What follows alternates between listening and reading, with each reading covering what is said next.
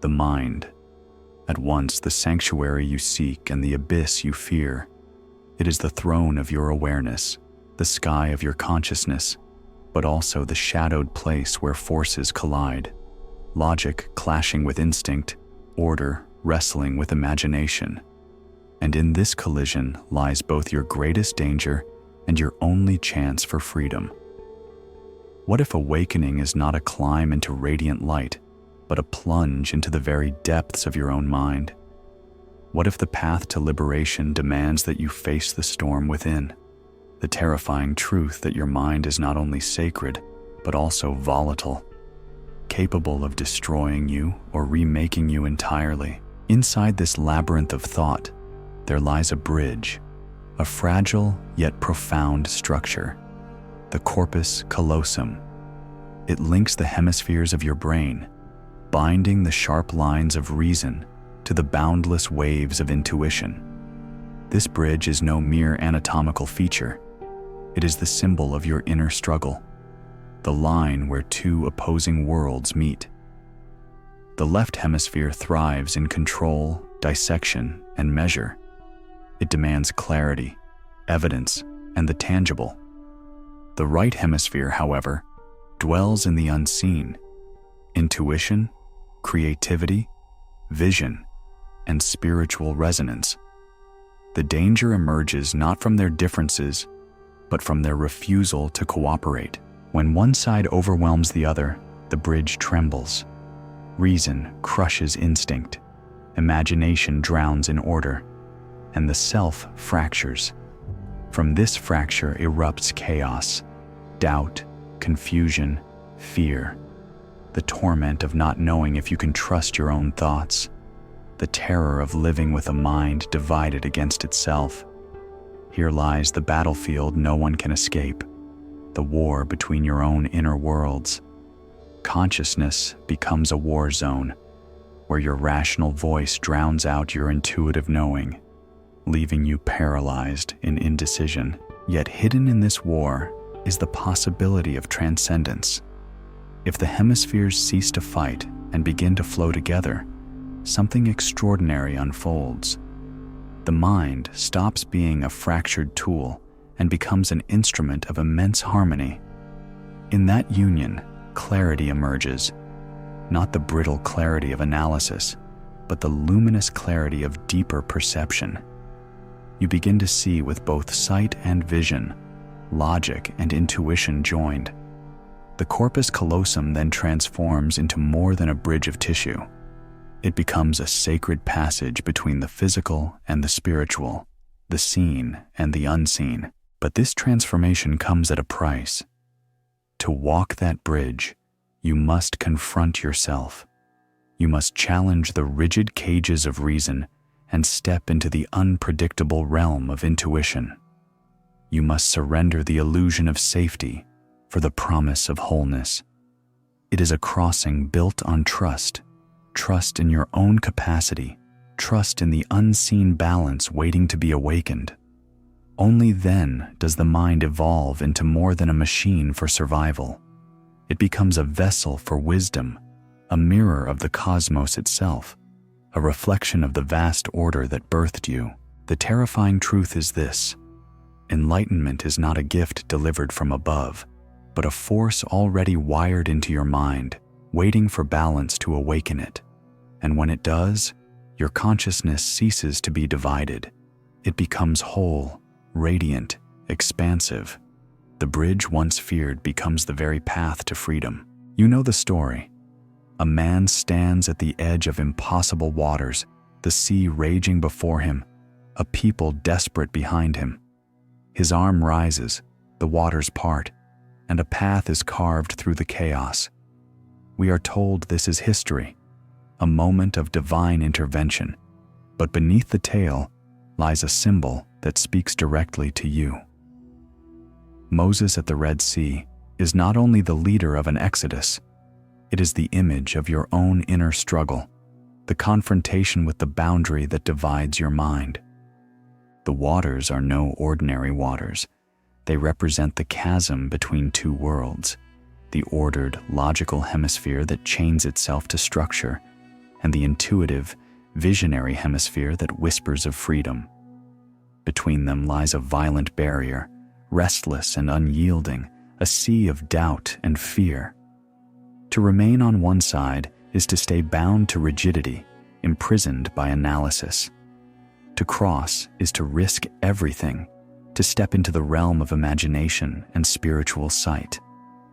The drama of the sea is the drama within your consciousness. When Moses lifts his hand, he is not merely a prophet. He is the symbol of the choice every one of us must face: to stand trembling before the unknown, to stretch beyond reason, and to demand passage. The parting of the sea is not about water bending to divine will. It is about the walls within you collapsing. It is the fierce act of bridging the two halves of yourself, tearing down the barrier that keeps you enslaved to one side of your mind. On one shore stands reason, structure, command, calculation. On the other shore waits intuition, vision, creation, the unseen world. As long as they are separate, you remain trapped in conflict. But when the waters split, a path emerges between them. That path is unity. That path is liberation. The Israelites crossing the Red Sea are not ancient wanderers. They are you, each step across representing the passage from mental division into wholeness. The crossing is not gentle. The waters tower on either side, threatening collapse. Fear lingers with every step. But this is the truth of inner transformation. It is not safe. It is not simple. It is not without terror. To bridge your mind requires courage to step into chaos and walk through it. Yet only through this passage can you reach the promised land of higher awareness. The sea itself becomes the paradox. Once a boundary, now a bridge. What once threatened to drown you becomes the very path that delivers you. Just as Moses carved a way through the waves, you too can part the ocean of your inner conflict. Liberation is not about escape. It is about crossing. Not about fleeing the world, but reconciling the storm within. When reason and intuition finally walk side by side, the chaos loses its power, and what once divided you becomes the way forward. For centuries, the story has been told. 12 men chosen to follow a teacher. 12 voices carrying a message across the world. The disciples of Jesus, figures of faith, devotion, and truth. But what if their meaning is deeper than history, deeper than religion itself? What if these 12 do not live only in sacred texts, but within the architecture of your very being? The 12 disciples are more than symbols of faith. They are mirrors of the 12 cranial nerves that weave through your brain. Each nerve is not just flesh and impulse, it is a gatekeeper, a channel through which perception flows. Sight, sound, taste, touch. Yes, they belong to the body, but they also belong to the spirit. These pathways do not only bind you to the material world, they open the door to spiritual awareness. They are the conduits through which divine insight reaches consciousness. Think of it. Just as each disciple carried a unique role, each nerve carries its own sacred responsibility. Peter, the rock, the foundation, like the nerve that anchors your sense of balance. John, the one of vision and depth, like the nerve that opens the gift of sight. Each one, both disciple and nerve, becomes a guide on your journey, shaping how you encounter the world and how you interpret its deeper meaning. The parallels are not coincidence. They are the hidden design of the temple that is your mind. To dismiss these connections as mere biology is to miss the greater revelation. For these nerves do more than send signals. They shape your inner awakening. Smell does not only bring the fragrance of the earth, it awakens memory, intuition, the unspoken knowledge of what is unseen. Hearing does not only register sound, it receives vibration, resonance, the subtle frequencies that stir the soul. Taste is not only flavor, it is the ability to discern, to choose what nourishes and what poisons both body and spirit. The 12, then, are not distant followers of an ancient teacher. They are your constant companions. They whisper, they guide, they connect you to both the material and the divine. And like the disciples, they do not act alone, but together. Their unity creates the harmony of perception, weaving body, mind, and spirit into one living field of awareness. To see them this way is to unlock a profound truth. The disciples and the cranial nerves are one in meaning. Both serve as bridges, leading you beyond the surface of the world into its hidden essence. Both remind you that enlightenment is not abstract, not far away. It is wired into your being. The temple is your brain. The disciples are your senses. The journey is yours to take. When you begin to honor this hidden 12, you awaken to a deeper layer of existence. Every sensation becomes a revelation, every perception a message. Your senses are not passive. They are disciples leading you toward truth. And as they align, as they serve together, they guide you into the higher state of consciousness that awaits within. There is a chamber spoken of in Scripture, a place where the disciples gathered, where bread was broken, where fire descended from heaven. The upper room. To many, it is only a location, a chamber of stone and wood. But in truth, it is something far greater. The upper room is not a place outside of you. It is a space within you, a realm of mind that holds the key to transformation.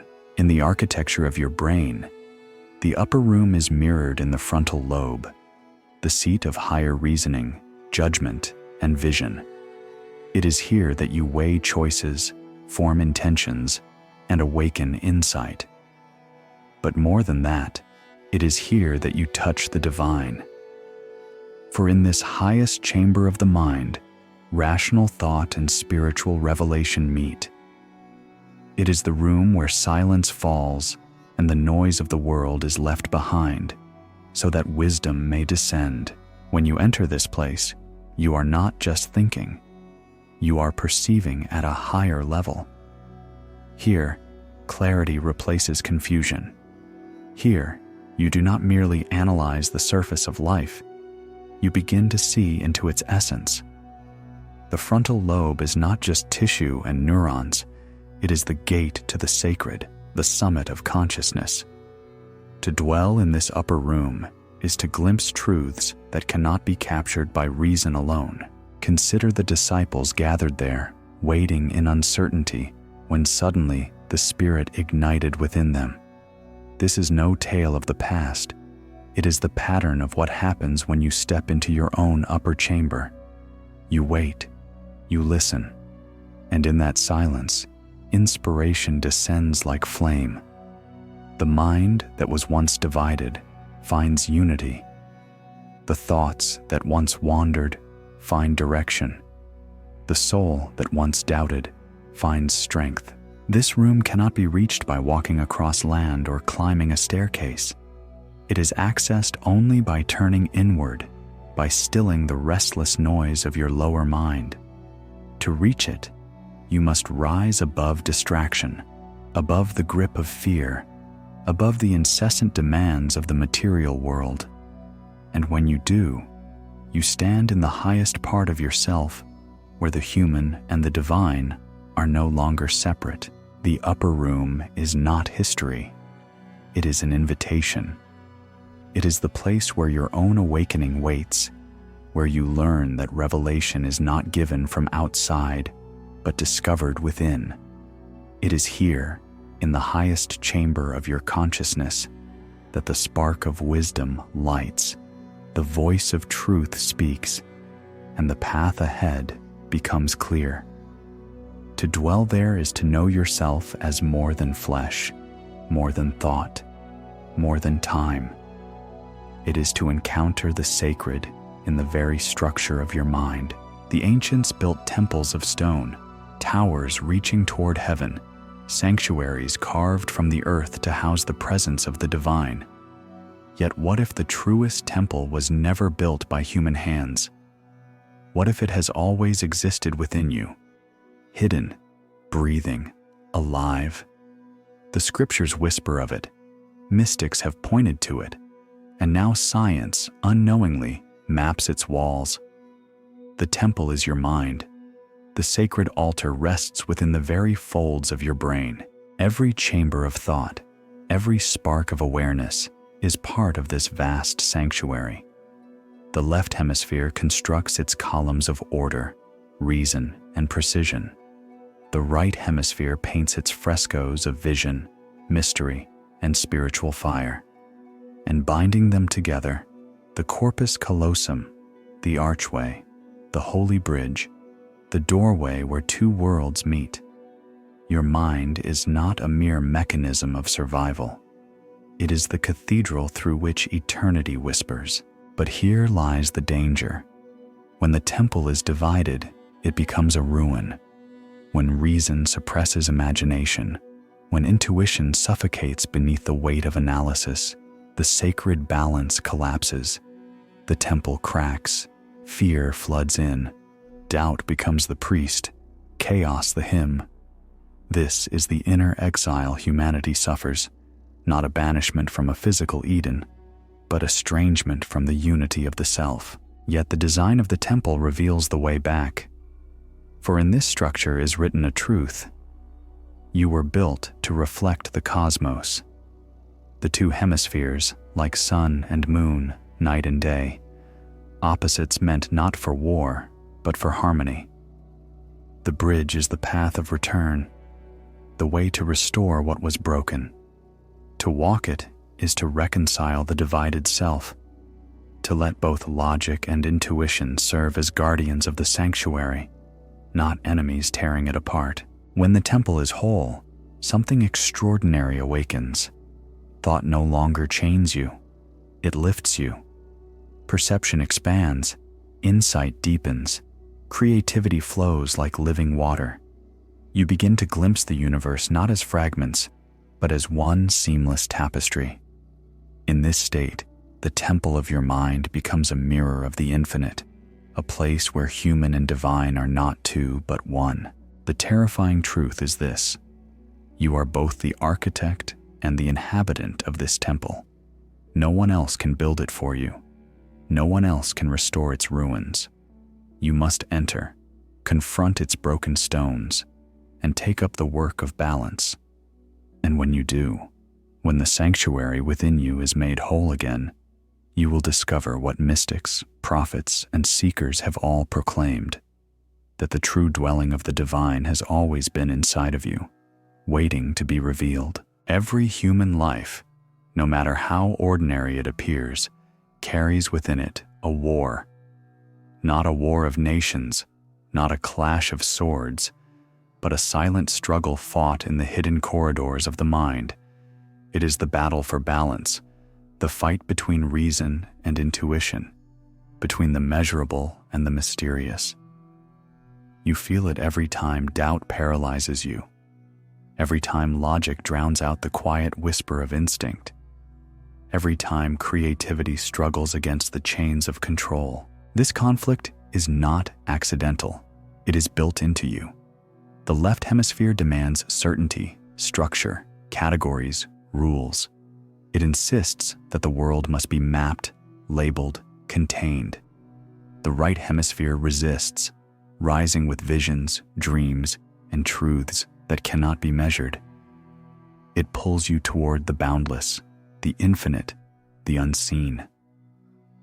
These two voices clash like storm and fire, and in their war, your consciousness trembles.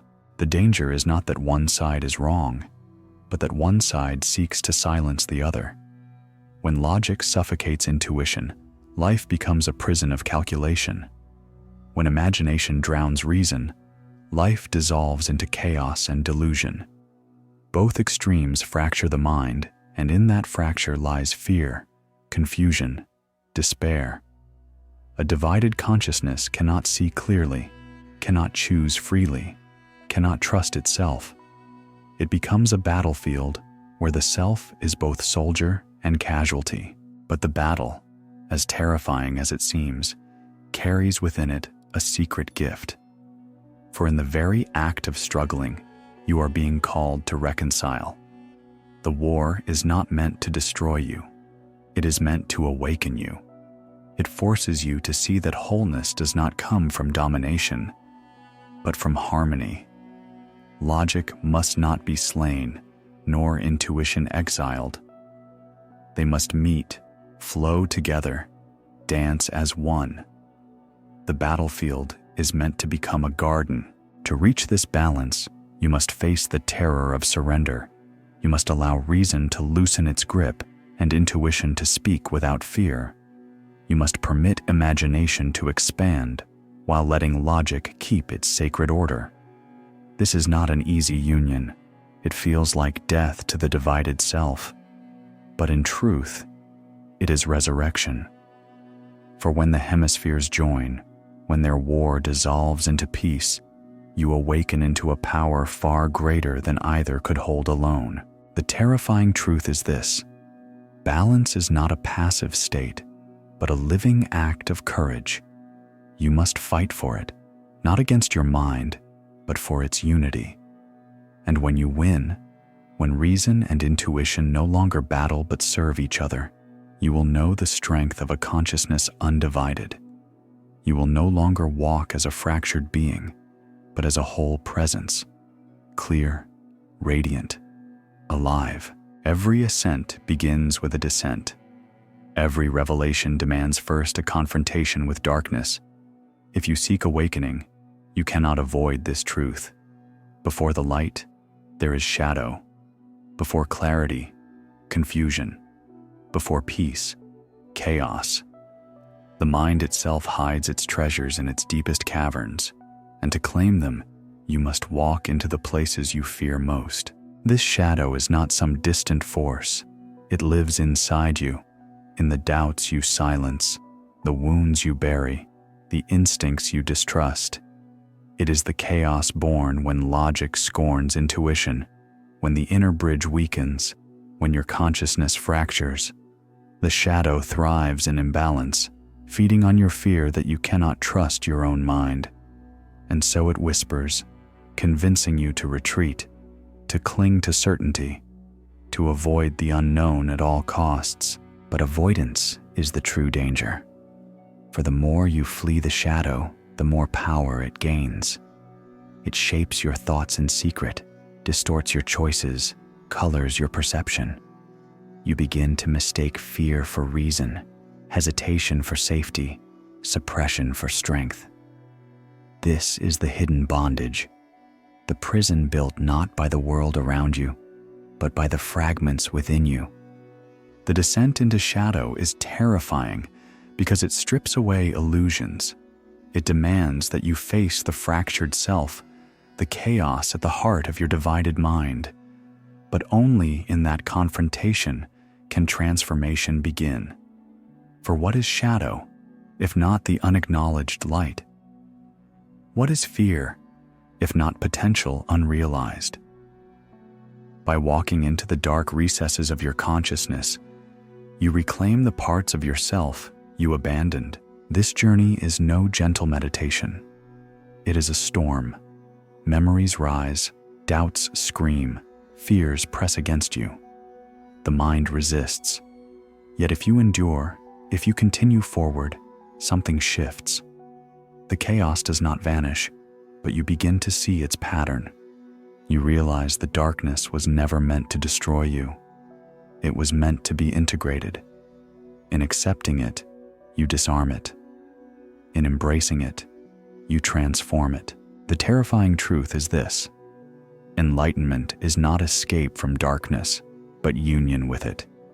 To awaken is to carry both light and shadow, to hold reason and intuition, to stand whole in the face of chaos. You cannot ascend without first descending, cannot rise without first being broken open. The shadow is not your enemy. It is the passageway. And only by walking through it can you reach the higher ground of your own true self. There comes a moment in every journey when the storm does not merely surround you, it ignites within you. The descent into shadow prepares the ground, but what follows is fire. Not the fire that consumes, but the fire that purifies. This is the crucible of transformation, the inner blaze that strips away illusion and reshapes the self. Without it, there can be no awakening. Fire has always been the ancient symbol of the divine. Burning bush, tongues of flame, the forge of creation itself.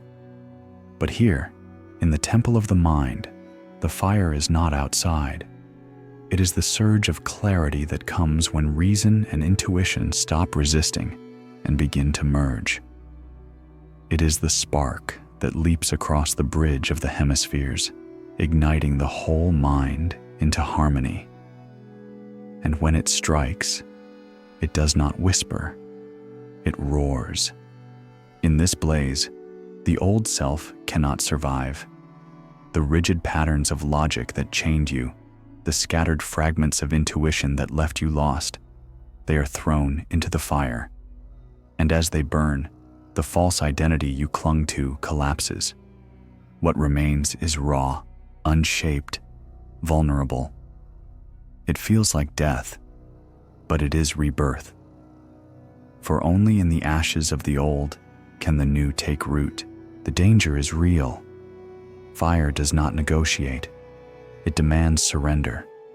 It consumes what you thought was permanent and reveals what truly is. This is why transformation terrifies, because it does not allow you to remain the same. It strips away comfort, forces you into the unknown, and leaves you face to face with what you are without masks. Few endure willingly, yet those who do emerge with a mind no longer fractured, but whole. The miracle of this fire is that it is not destruction, but fusion. Logic is not annihilated, it is tempered. Intuition is not lost, it is refined. Together, they rise as one, joined in a balance that could not exist before the burning. The mind becomes sharper, vision deeper, perception wider. You begin to think and feel with the full force of your being, not half, not divided, but entire. The terrifying truth is this: transformation does not ask politely. It seizes you, breaks you, burns you until nothing remains but the essence of who you truly are. And yet, within that furnace, the sacred is revealed. The fire that once threatened to consume you becomes the very light that guides you. You emerge not destroyed, but remade, alive in a way you never imagined, awakened to the power that was always within you. All around you, the world seems solid, undeniable, unquestionable. The weight of matter, the order of logic, the authority of reason, these become the veil you mistake for truth. But beneath this veil lies a deeper reality, one the divided mind cannot see. The left hemisphere insists on surfaces, categories, facts.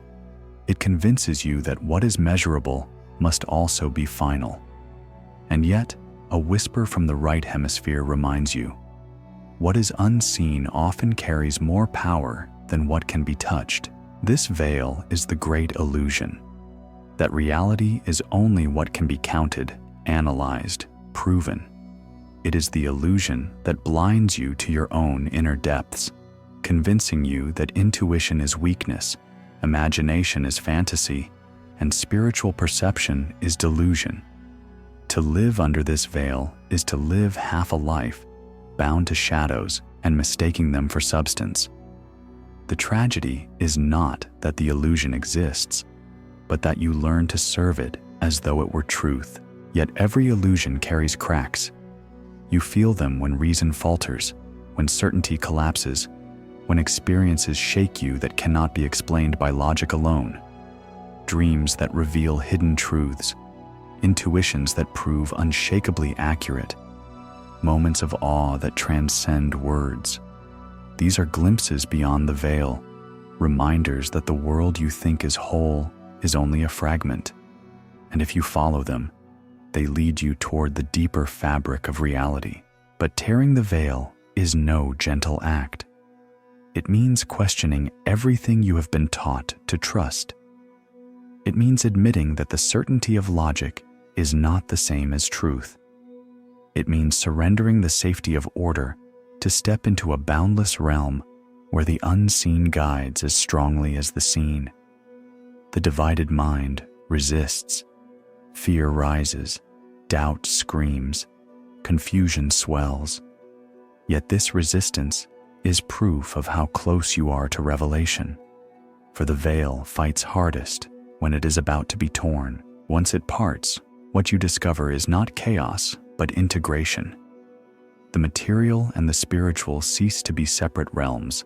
They are revealed as two sides of the same truth. Logic becomes a tool, not a tyrant. Intuition becomes guidance, not fantasy. Together, they reveal reality not as fragments, but as a living whole. The veil that once imprisoned you becomes the doorway to clarity. The terrifying truth is this: the world you see is not the whole world. The veil you trust is an illusion, and the moment you pierce it, you can never return to ignorance. But beyond it lies freedom, the freedom to perceive with your entire mind, to walk in harmony with both matter and spirit, to awaken to the unity that has always been waiting for you. Every transformation leads to a single moment, a threshold where you must decide. It is not a choice between good and evil, nor between success and failure. It is the choice between remaining divided or becoming whole. This is the crossroads of consciousness, the point where your old self clings for survival and your emerging self demands release. The mind trembles here, for the choice is terrifying. On one side lies the comfort of the familiar, the rigid safety of logic, the predictable walls of reason, the certainty of a world measured and controlled. To stay here is to remain bound, limited, trapped in a fractured existence where the spark of intuition flickers but never fully ignites. On the other side lies the vast, untamed landscape of union, where logic and intuition walk together, where reason bends to vision, where the unseen becomes as trusted as the visible. To step into it is to surrender control, to allow your mind to expand beyond its boundaries. The crossroads is not abstract, it is felt. It appears in every moment you silence your inner knowing because it defies reason. It rises when creativity calls, but fear insists you obey routine. It is present when you hesitate, torn between the map of the world you were given and the whisper of the world your deeper self perceives. Every hesitation is the echo of this choice. Remain fractured or dare to unify. The danger of the crossroads is paralysis. Many linger here for years, circling in indecision, unable to move forward yet unwilling to return. The divided mind thrives on hesitation, for hesitation keeps the war alive. But the truth is merciless. Not to choose is still a choice. To delay is to feed the fracture, to strengthen the division. The way forward requires courage, not certainty. To step into unity does not mean abandoning logic nor drowning in intuition. It means allowing both to serve you, not rule you. It means crossing the inner bridge fully, no longer running from the tension, but embracing it as the place where transformation occurs. This choice does not grant instant peace. At first, it feels like stepping into fire. But that fire is the forge of wholeness. The terrifying truth is this: the crossroads comes for all of us, and it cannot be avoided. It demands of you everything you fear to give, your certainty, your illusions, your old self. But if you dare to choose union, if you step into the unknown with trust, You awaken to a mind undivided, a consciousness whole, and from that wholeness, your life itself begins to transform. Look closely, and you will see. Your mind is not an isolated chamber. It is a reflection, a living echo of the universe itself. Every neuron, every spark across the hemispheres mirrors the vast constellations above. The bridge of the corpus callosum is not unlike the arc of galaxies spanning space. The dance between logic and intuition reflects the eternal interplay of order and chaos, structure and flow, matter and energy. To know your mind is to glimpse the architecture of the cosmos, yet most lie blind to this reflection. They see themselves as small, separate, insignificant, fragments adrift in a universe indifferent to them. This illusion breeds despair, a sense of exile from the whole. But when the mind is brought into balance, the illusion cracks. You begin to feel the resonance, the rhythm of thought aligning with the rhythm of stars, the pulse of your being echoing the pulse of creation. What seemed divided, inner and outer, self and cosmos, reveals itself as one continuum. Science maps the brain with measurements. Philosophy interprets it with symbols, and spirituality sings of its mystery. But together, they point to the same truth. The human mind is a microcosm. It contains within it the laws, the patterns, the possibilities of the greater whole. When reason and intuition unite, perception widens, and you do not just live in the universe, you participate in it. You become a conscious mirror of its vast design. This realization is both awe-inspiring and terrifying. Awe, because it reveals that you are not separate. You are woven into the very fabric of reality. Terrifying, because it strips away the comfort of smallness. You can no longer hide behind insignificance. Your choices, your thoughts, your state of consciousness, they matter, for they ripple outward like waves, touching the larger whole. Responsibility replaces ignorance. Awareness replaces denial. The mirror of the cosmos teaches you that balance within the mind is not only a personal liberation, it is a cosmic alignment.